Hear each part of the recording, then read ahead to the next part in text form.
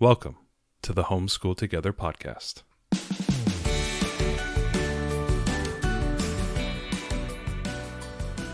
Where one working mom and a stay-at-home dad help you navigate the nuts and bolts of the growing and dynamic world of homeschooling. With a focus on early learners, like me. All the ins and outs of building and maintaining your homeschool life. Homeschool. Find out tips and tricks to make things like this easier. I'm reading. And ultimately, enjoy educating your kids. And what's that last thing? Have fun together. Did I do good, Daddy? Yeah, you did, sweetie. Good job. Hello and welcome to Homeschool Together. Thanks so much for joining us. If you have a chance, head down into the show notes. We'll have all the links from the interview today, all the references to curriculums and super cool little niche-y things that our interviewee talked about today. So make sure you head down there. Also, you'll have links to our social media as well as our Gumroad account if you're interested in our around the world journeys. I think we'll talk a little bit about that today in the interview. We had a first year homeschoolers. This is one of our favorite things that we like to do is when we do these interviews, specifically talking to first year homeschoolers. So if you're a first year homeschooler listening to this right now and you'd like to possibly talk to us about your experience over the last year and a half, 2 years or so, we'd love to talk to you. So feel free to reach out to our email, which is in the show notes down below, or reach out on social media and slide into Ariel's DMs there and send her a message. She'd be happy to get back with you. Today we had our first year homeschoolers interview with Carol. Yeah. Carol has been our number one commenter. She has she always comments on our YouTube videos to give us words of encouragement, which we super appreciate. And you know, it's fun to reach out to somebody who's been listening and hear her own experience. You know, this is such a formative year, right? That first homeschooling year, she has a child who's in kinder and then another preschooler who's tagging along. Yeah, great today was really cool to listen to how she manages the two kids. And now that she's got a third, which is kind of a young baby, about a year old, really understanding how challenging that is. And I know there's a lot of families out there who are challenged. This will, be a great interview to listen to how she deals with it. Yeah, I think everybody tries to kind of just wing it a lot kind of cope in the best way possible. But I think it's important that first year, one of the reasons we spend so much time on it, doing these interviews, is because that's just such it's a tough year because you're still figuring out your style, your kid's style, you're kind of forming your team, and formulating your strategies and all of that stuff. So it's kind of fun to hear from a first year perspective, especially when you're new and just stepping in. We've been homeschooling for a few years now, and I remember when we first started, I would have loved to hear interviews of people who just came off of their first year. Yeah. Like, I kind of hated hearing, good and bad. Like, I love people with lots of experience, but when I was first starting, I kind of hated to hear the interview of like the 10-year homeschooling veteran mom who had 4 children and who had it all down like clockwork, because I felt like that was so unattainable for me. Yeah. So I love the first years because it gives you a glimpse of like, oh yeah, this is doable. This is what their life is like. They've still found joy and spark and creativity and all these things in their first year, even though they're still learning as well. And it gives you a lot to kind of propel you through your first year. So if you're new to homeschooling, this is a great interview for you to listen to. Yeah, that's a great point. I always like that idea that, if somebody who's been doing something for a long time, they have that perspective of experience, and they end up talking about different things and more nuanced things, or things that may not apply as much to a first or second year homeschooler who's really just in the weeds and they're like learning to ride a bike. It's like learning how to ride a bike from somebody who rides at the Tour de France every year, right, versus somebody who has been riding for a couple of years. You want to hear more about what they did because it's more applicable exactly in the moment. I love the very experienced interviews. I love the mix. Because at some point we all need the very experienced interview. When we talked with Elise Taylor a few weeks ago, and she was talking about how to be a better teacher. She was really talking about that nuance. And I really appreciate that kind of experience too. But I like juxtaposing that with the experience of folks who are relatively new and kind of, how they survived and thrived in their first year. So anyway, this is a great interview with Carol. We don't want to take up any more of your time listening to us yap, but enjoy this terrific interview that we just recorded. Hi, Carol. Thanks so much for joining us. Thank you for having me. Well, it is great to have you here as another first-year homeschooler interview. We love to hear these interviews. So, get us started. Give us some background on yourself and your family. We are a family of 5. My kids are 5, 4, and 1 right now. And we started homeschooling because of the pandemic, but it worked out. And now we are going to be homeschoolers for life. Did you ever think about homeschooling as an option? Like, what were your impressions, when you first started? I'm from Brazil, and homeschooling was illegal my whole life there. Yeah. Never an option for us. Never crossed my mind. Never, not in a bad way. Just we thought the option was to send the kids to public school. That was the only option. And when my kid turned 3, we sent her to the preschool program at the public school. It was great. And then pandemic hit, and we thought, since I have a background in early childhood education, that it would work for us to homeschool for preschool. And here we are. We've talked to so many parents who've had that exact same experience where like they were kind of thrust into it and they didn't really realize it was an option. Did you have a lot of hurdles when you first jumped into it? Like, you were already planning to do something else, but now all of a sudden you had to pivot. Was that kind of scary for you the first time, or did you just kind of jump right into it because you did have kind of a background in education? No, it was scary. It was kind of terrifying. My first few days, I was shaking. I was so nervous to teach my own kid. And she was a tiny little kid just looking at me like, "What's up, Mom?" But it was terrifying. And I thought it was because I was trying to be the teacher at home and not be a homeschooling mom. And that did not work for me. It was so awkward. It was not a good fit for us. Well, what was that? Maybe you can articulate a little bit about like, what was that in action? Like, what did that look like? And then how did you change to be more of an educator or a facilitator? I was basically presenting everything to her and being the one saying, "Okay, now we are going to do school, and here is your workbook, and let's sit down, and here is how we behave," and doing all the things I had learned that we had to do in a school, in a classroom setting, because that's what I knew. And we don't need to do that as homeschoolers. We can just be partners. And I found after a while that I could just say, "Look how interesting this is. Ooh, I want to read about this." And they would just sit next to me and listen. And I could read something extremely hard to understand, that they would sit there and listen because I was presenting as something I had discovered.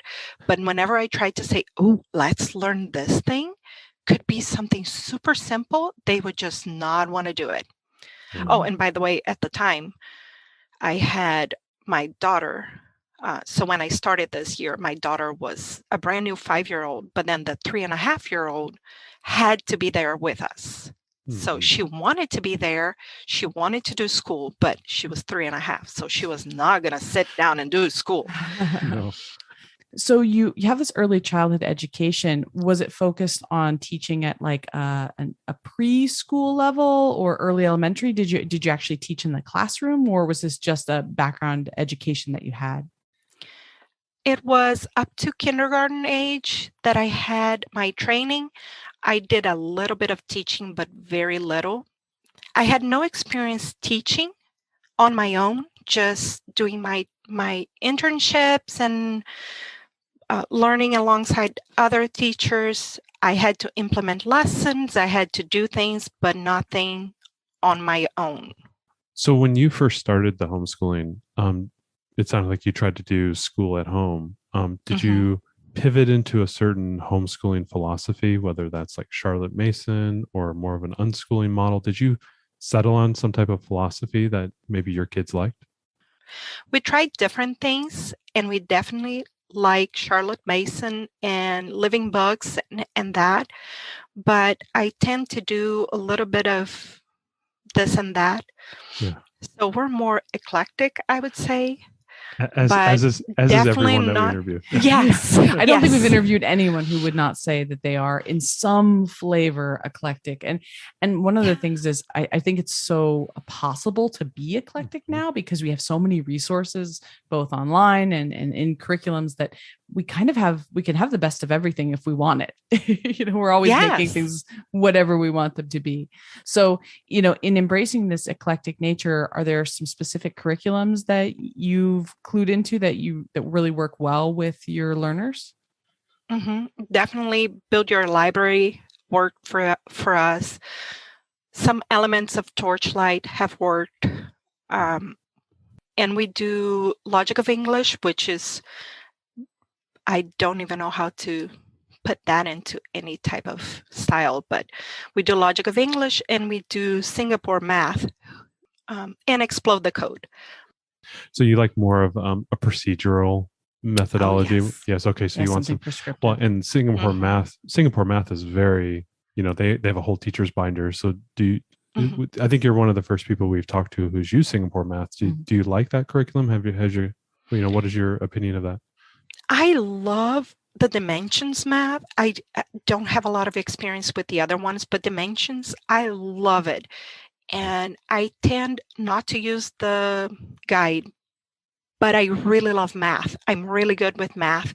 And during my whole elementary school and high school and all of that, I always help people with their math lessons and always found ways to explain to people in different ways what the teacher was trying to explain. So it's very easy for me to just grab the book, open on any page, and just teach them, and it works. And we don't always do the workbook. Sometimes I look at the workbook and I see what the lesson is, and I just grab some manipulatives and I just give to them. I give them linking cubes or plus plus or something, and I say, here, let's do this lesson. And we do it. And they don't even know it's a lesson because they're just playing with linking cubes. Absolutely. When you're doing these curriculums with your oldest, and you've got this 3.5-year-old. I've got a 3-year-old now, and I know exactly how difficult that is. How do you manage that? In the moment, do you like to separate lessons, or do you do them together with both of them in the room? I tend to use the nap time in the afternoon because my 3-year-old luckily still naps. And You're so lucky. I know it's a miracle. And so how do you do that practically in the class, when you're doing homeschool? My second child does not enjoy naps at all. Stopped really early with naps. I think she was 2.5 when she gave up on, no, not even 2.5. I think she was 2 years old. She gave up on naps, and it was hard. She does not allow us to do anything without her. She has to be present. She has to participate. She has to have her own worksheets. And she doesn't want me to do something babyish. She wants to do what her sister is doing because she sees it. So I tend to grab the Dimensions textbook that my daughter already did and just give to her and say, here, do this page, and just open on random pages and tell her something. She's okay doing a different lesson from the same type of book, but not okay if I try to give her something that is for babies. So I had to do, and now after she turned 4, she decided she was going to learn to read. So I had to start her reading, and so it does take longer. Okay. I think having them so close in age is great because I can do lessons together, but at the same time frustrating for them because the 3.5-year-old wanted to be where the 5-year-old was. And the 5-year-old had a hard time understanding why she had 5 pages to do when her sister did only 1 and was done. And so that was a little complicated, but doing together was better for their emotional health because I didn't have the nap option. So we did that. And then when we started, my baby was 6 months old. In the beginning was awesome. Every time he took a nap, we would do school. And sometimes even when he was awake, we would do things. And then he started crawling all over the place and then walking and climbing. And now we are lucky if we have an hour of free time, free from him, to do something. So yeah.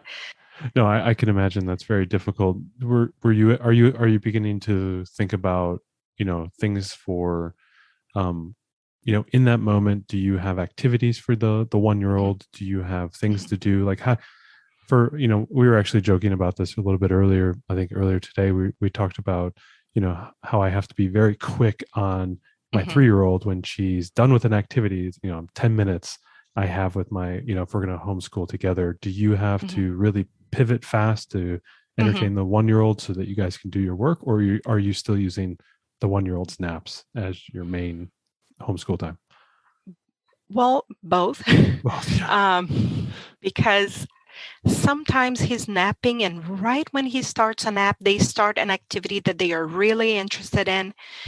And I do believe in learning through play, so I don't always interrupt them. Sometimes I do if they are just playing what they play every day. I say, no, let's enjoy the time we don't have little brother with us, because now you have my undivided attention.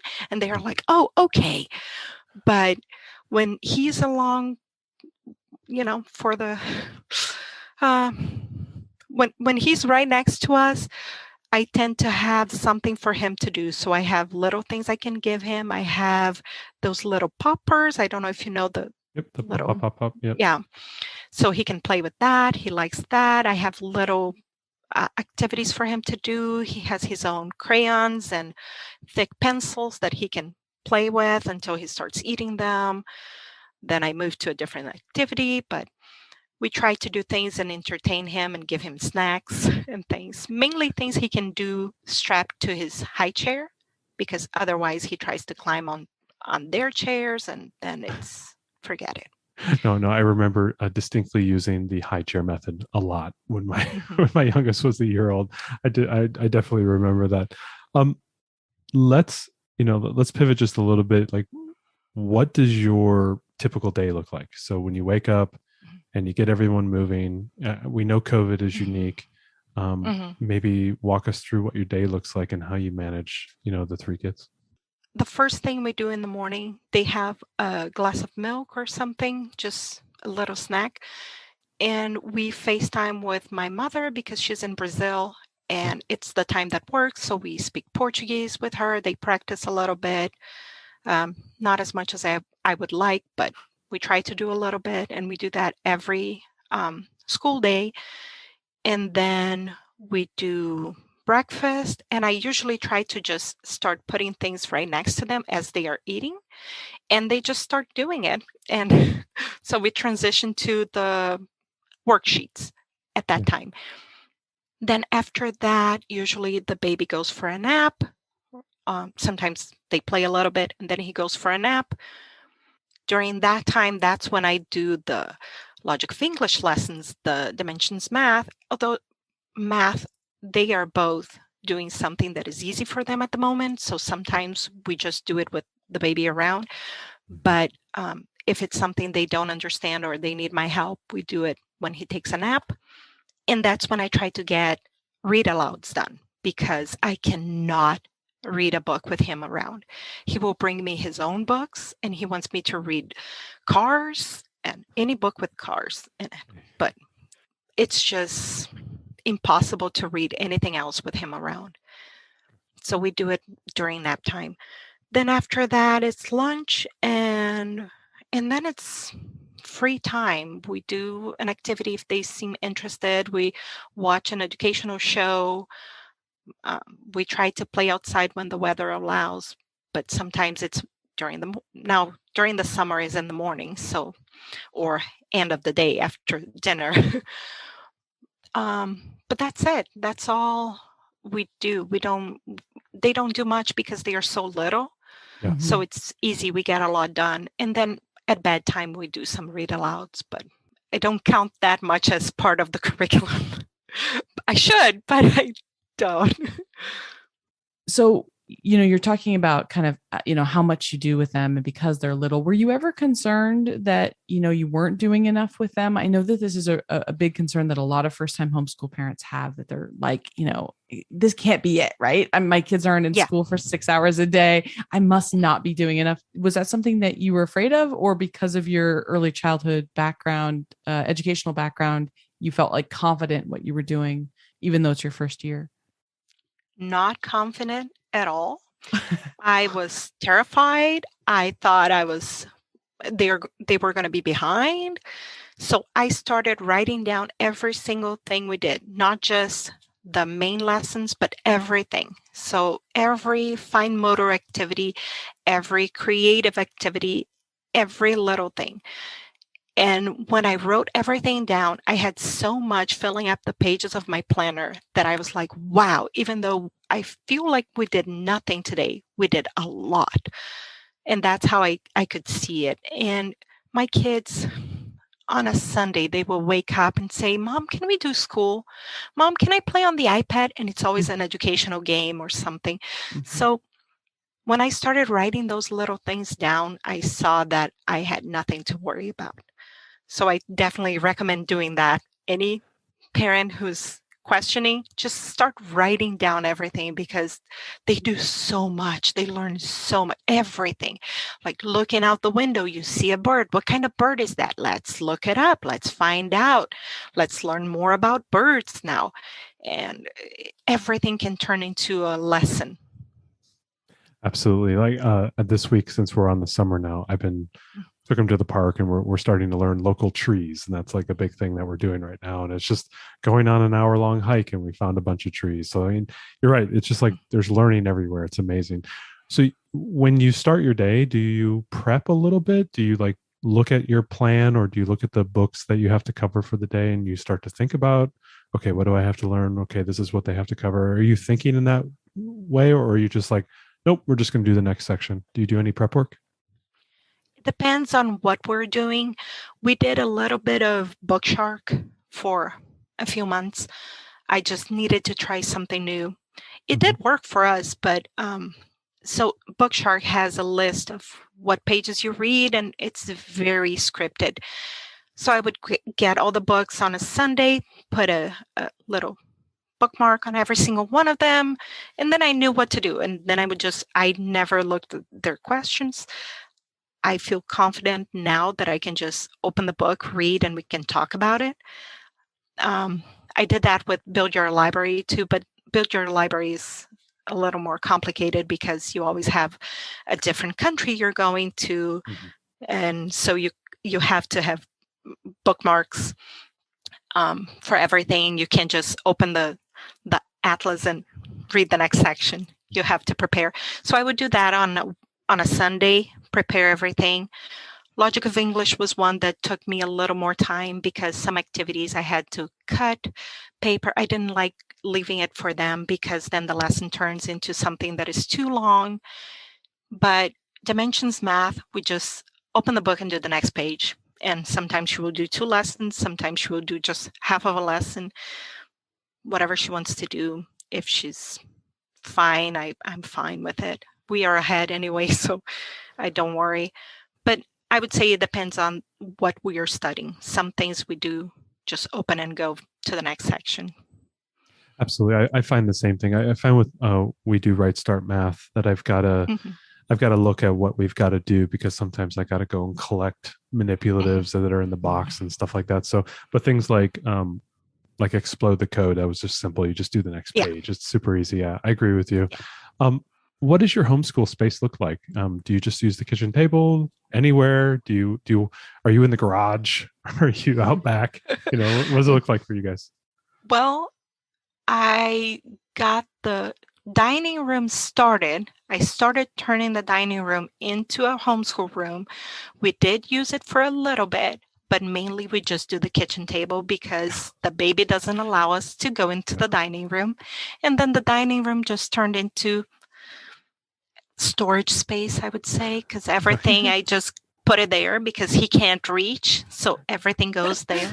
Oh, we know that game. Everything is as high as possible. Well, yeah, there was a period where everything of any value in our house was at 4 foot level because it was just beyond the tippy toes of the fingers.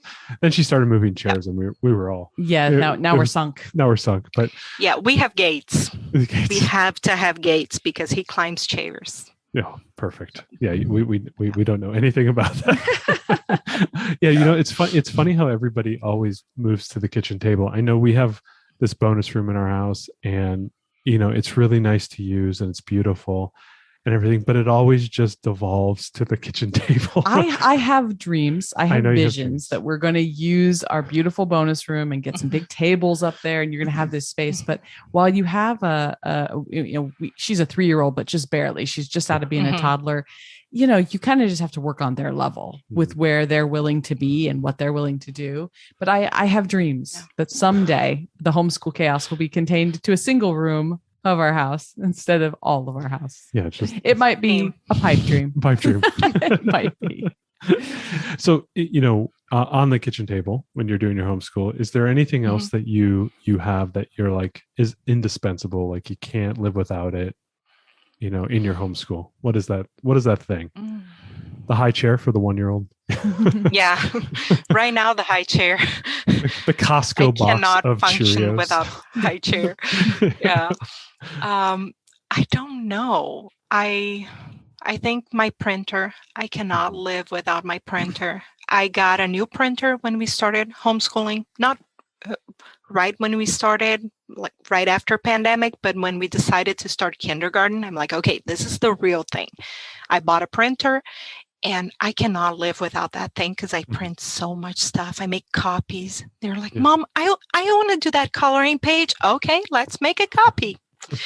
Find something online. They want to learn about rabbits. Okay, let's find rabbits online. Where can I find this? And I go to Teachers Pay Teachers or just free stuff online. And I think my printer. I've been using the printer a lot more in the last month or a couple months. With the 3-year-old is asking me for Elsa pictures for her to color, and the Elsa coloring book doesn't hack it, so she wants something special. Today we were looking up Galadriel elven images for my 6.5-year-old. She wanted to do elves and everything. So I agree. The printer is becoming a way more important tool. I'm surprised how much we use it. We have an eco tank, an Epson eco tank. We love. Yeah, you have one too.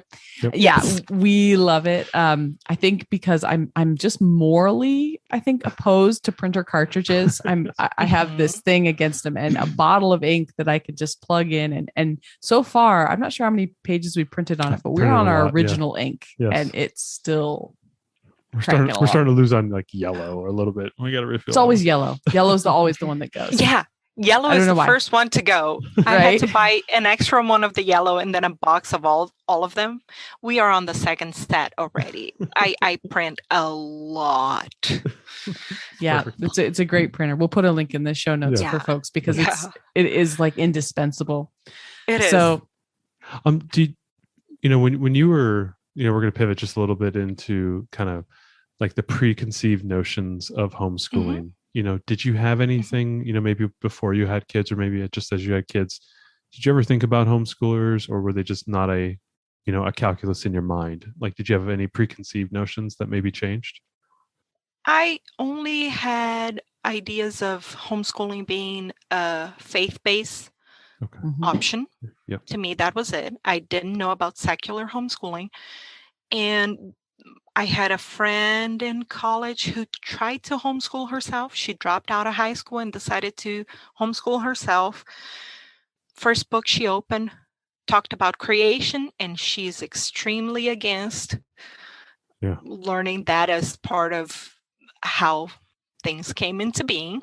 Sure. So she closed the book and said to her mom, I don't want to do this. I want to get a job. And then later she got her GED, went to college. She just finished her master's and earned awards and all. She's extremely intelligent, but she could not deal with that. She didn't even look at other options at the time. So that was all I knew. But then right before the pandemic started, I have a very close friend who has a daughter who is in show business, let's say. So she was being tutored, and then she started homeschooling because she couldn't go to her regular school. And then she joined a school that was for homeschoolers, which was amazing. Just hearing about it, I thought, wow, I'd never even heard of that. It's a school just for homeschooled kids to go there. Like, wow, that's amazing. And that was the only thing I knew, but she's much older than my kids. And that same friend said, are you going to homeschool your kids? I'm like, no, are you crazy? That's a lot of work. I want to send them to school. I don't want to do that. Do you know what you have to do in preschool? You have to do all those sensory bins and things. It's a lot of work. We have yet to do a sensory bin, by the way. Yeah, we haven't done one yet. I've done some, and my first one was a big mistake. Do not use rice. You will never get the rice out of the cracks from your floor. But anyway, I told her I didn't want to do that. I didn't want to teach her how to read. I said, no, my first language is not even English. I can't teach her how to read. That's impossible. I don't even know how to. I don't know how to do sight words. I didn't learn sight words in school. That's not how I learned. So I didn't want to have anything to do with it. Because of that, that's all I knew. I knew that in the US, you learn English by sight words, and I knew that homeschooling was a faith-based option. Wow. Yeah, and I think, when we were younger too, to kind of speak to the experience of your friend, there wasn't a lot of secular resources available. Even if you tried to do when we were in high school, there wasn't the breadth of things available. Absolutely. So I think it's interesting, you're talking about English not being your first language. I think it's a great time to kind of move into how has that affected you teaching your kids to read, and how are you trying to bring in a bilingual education into your homeschool if you are? Well, I think that's why I went for Logic of English. I think it spoke to me because you learn all the sounds the letters can make, you put the sounds together, and you learn to decode words. And that to me made sense. My brain understands that because that's how I learned Portuguese.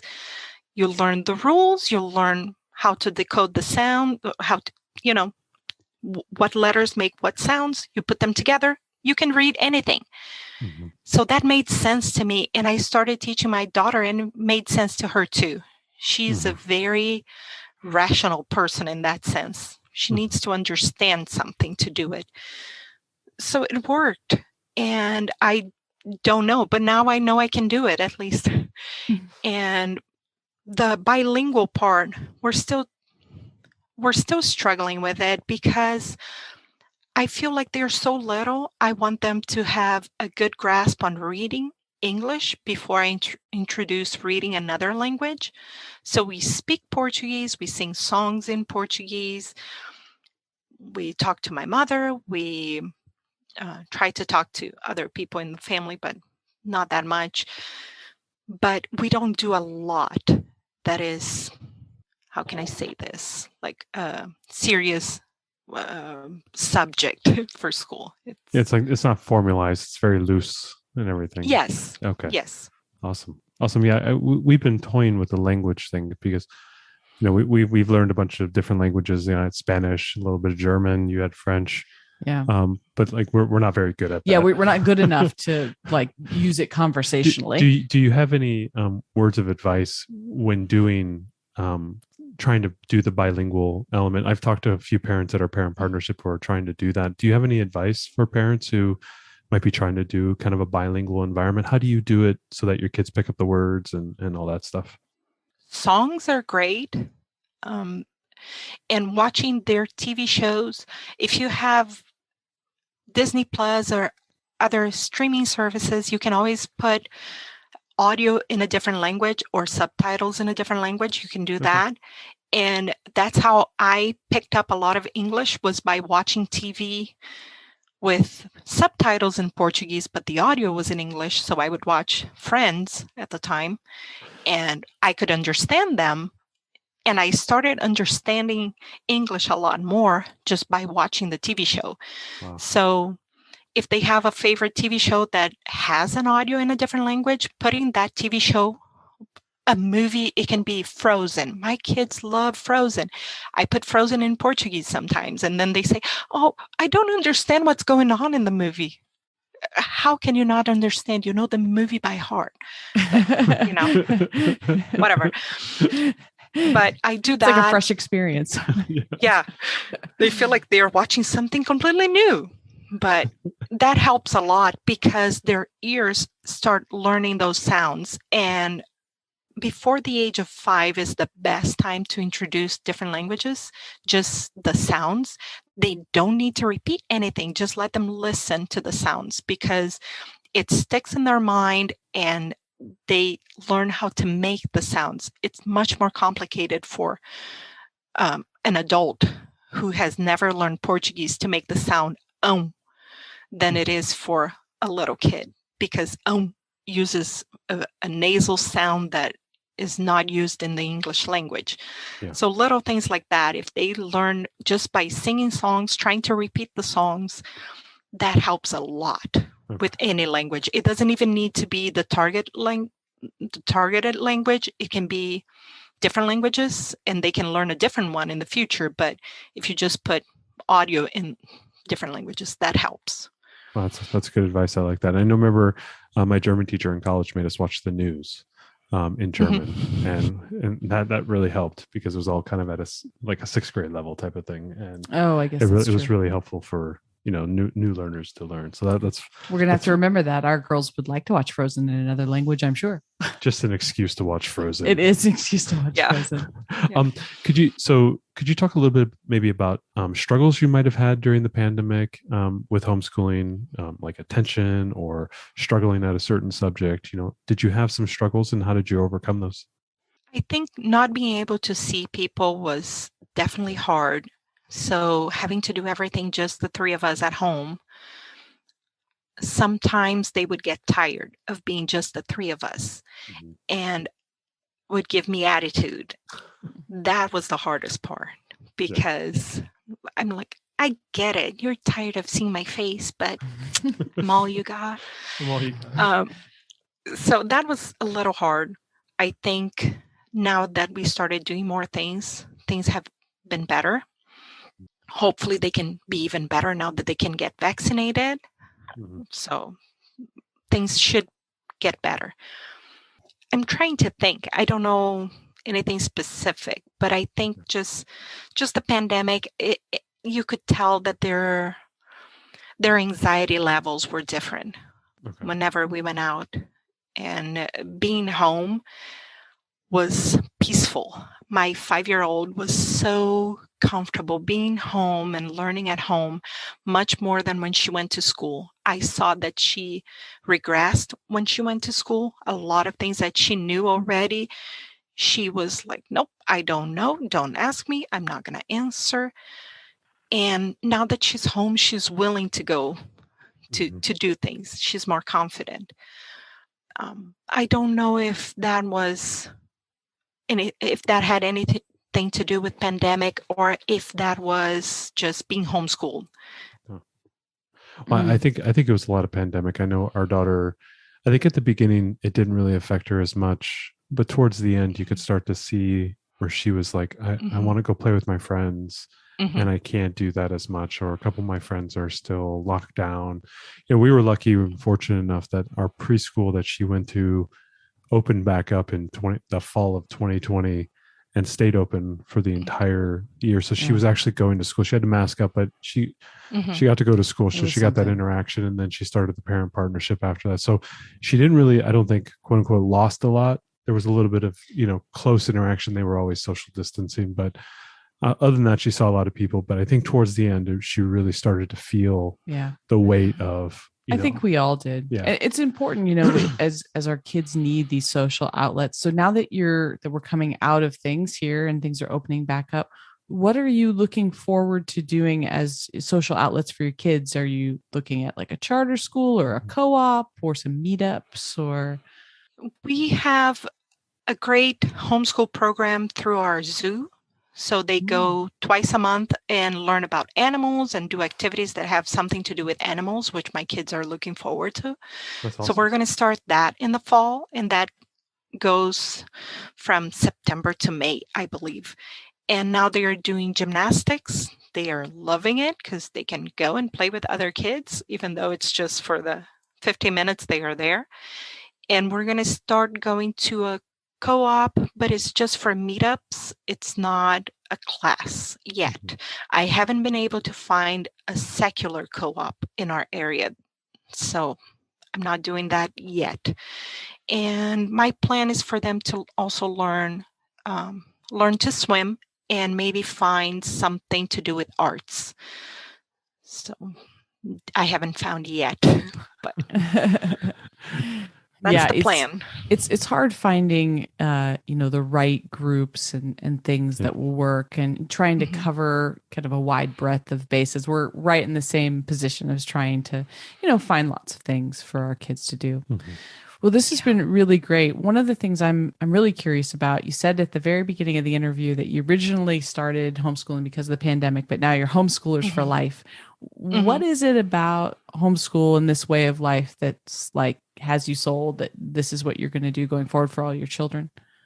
Just seeing them learn, seeing how much they thrive homeschooling, in this environment. That was it. Just seeing my daughter be so confident in what she's doing, and she's reading, and then a while ago, she grabbed a book and read, and at the end, she just said to herself, "Wow, I read a library book." And she was surprised. And just seeing those things, I can't send them to school and miss out on that. I have to be present now. And it's also great because they can do a lot of things. They can learn Portuguese a lot better than if they are in school all day and tired. They can do gymnastics and the zoo class and arts, and maybe join the theater company doing something. They can do those things and not feel like at the end of the day they had no time to play. So just seeing that was enough for me. And then also, because I'm Brazilian, I would like to go visit my mom, my family, but mainly my mom.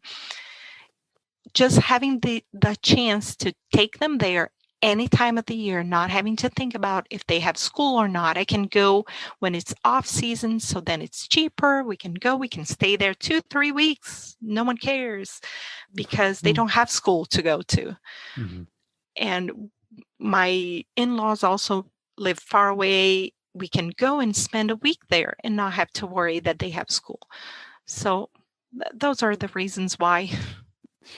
Yeah, we love the flexibility. I think a lot of parents, feel that too. And the moments you talked about, we call those kind of our aha moments. Like we don't want to miss the ahas, where they have those breakthroughs, because that's a moment too where maybe they push through and you find there's another interest that you can unlock now because they've had that moment. If they had it in school, they'd come home and you'd say, "How was school?" And they'd be like, "Yeah, it was all right." And you would be like, "Did anything happen? Did anything interest you?" Like you don't get those moments of interest, but when you're there, you see their eyes light up and you go, "That was a moment of interest. I'm going to pick on that, maybe give them some more things that might interest them, from that." So. Absolutely. So we're about to wrap up, but we always like to ask, a similar question to especially homeschoolers, but you just went through your first year homeschooling or second year homeschooling. What advice do you have for those first year? First year. Pre-K didn't count. I got pregnant. We barely did anything. I just gave up because I was like, this is too hard. Didn't count. Totally understand. I totally understand. Yeah. So, there's parent potentially just found the podcast, or they're about to start. What type of advice would you give to those parents? I saw something that said, you chose the scenic route, and I thought that was perfect. Like, don't think about how fast the other cars are going. Just enjoy the view. Don't think about how the kid next door is reading a chapter book at the same age as your kid. Just enjoy their aha moments. Just enjoy watching your kid look and say, this is cat. And you're like, yeah, how did you get there? I haven't taught you that. And just those little things, just enjoy the moments. And the first year, pay attention to how you behave and how you learn. I think the first year is the most important year for you as a homeschooler parent, because you learn how you can do that. It's not about how the kids can learn. It's about how you can teach, how you can be their partner, how you can facilitate learning for them, and to discover what works and what doesn't work for you, because that's important too. We focus so much on how the kids learn, but then we open a guide and we're like, no, I can't do this. As a homeschooling parent, you're not going to be great at everything. If you're a nature person, great. Take advantage of that. But if you're not, whatever, someone else can do that. My husband loves being in nature. He can take care of that part. I think that's great advice. I think I've had this similar experience. That first year or two, it's really, the kids are they're sponges. They're going to learn so much. Yeah. You don't have to really worry about them too much. I mean, sometimes you got to tailor it a little bit, but that first year is really about you. I agree with you on that one.